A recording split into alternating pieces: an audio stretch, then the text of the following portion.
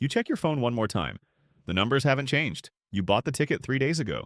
You know the odds are almost impossible, and yet some part of you still believes tonight could be the night. Why does a losing habit feel so good? The real answer is far stranger than luck. Long before lottery tickets, before casinos, before a single coin ever changed hands, your ancestors were already gambling. Not for money, for meat, for territory, for survival itself. Every decision to hunt a dangerous animal instead of gathering safe plants was a bet. Every choice to cross unfamiliar terrain instead of staying put was a wager against the unknown. Your brain was built inside 10,000 generations of uncertainty. Gambling didn't corrupt that brain, it grew directly out of it. Start with the dice. Archaeologists digging at the burnt city in what is now eastern Iran uncovered a pair of dice carved from bone, dated to roughly 3,000 years before the Common Era. They weren't alone. Similar small carved bones called astragali, made from the ankle joints of sheep and goats, show up in graves and settlements across the ancient world. People rolled them for fun. They rolled them to settle disputes. They rolled them to ask the gods a question they couldn't answer any other way. Randomness to your earliest ancestors wasn't chaos, it was a language. Think about that for a second.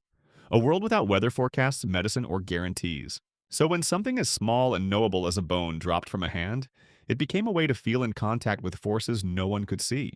Rolling dice wasn't an escape from reality. It was a miniature version of reality, small enough to hold. Here's where the science gets interesting. Psychologists Amos Tversky and Daniel Kahneman spent decades studying how the human mind handles chance. And one of their most famous discoveries is something now called the gambler's fallacy. Your mind doesn't experience probability the way a calculator does. It experiences probability the way a storyteller does, always hunting for a pattern. The same wiring that once told your ancestors where the herd would move next is the wiring that tells you the slot machine is about to hit. But pattern seeking alone doesn't explain why gambling feels good even when you lose. For that, you need to look at reward itself. In the 1950s, behavioral scientist B.F. Skinner ran a now famous series of experiments with pigeons and levers. The pigeons on the unpredictable schedule pressed the lever far more often and far more compulsively. Skinner called it variable ratio reinforcement. The uncertainty itself was the hook. Uncertainty isn't just tolerated by a brain built for survival, it's craved. Decades later, neuroscientist Wolfram Schultz traced this exact mechanism inside the brain, watching dopamine neurons fire in real time. Dopamine spikes hardest when a reward is uncertain, and even harder in the moment just before you find out whether you've won or lost. The anticipation is the peak. Winning is often almost an afterthought compared to the seconds of not knowing, which means the scratch card, the spinning wheel, the shuffled cards face down on the table are not simply games. They are machines built to trigger the oldest reward circuit your species has. So why gambling specifically? Why not just enjoy uncertainty in the abstract? Because your ancestors never got to enjoy uncertainty in the abstract. A hunter or forager was gambling with their life.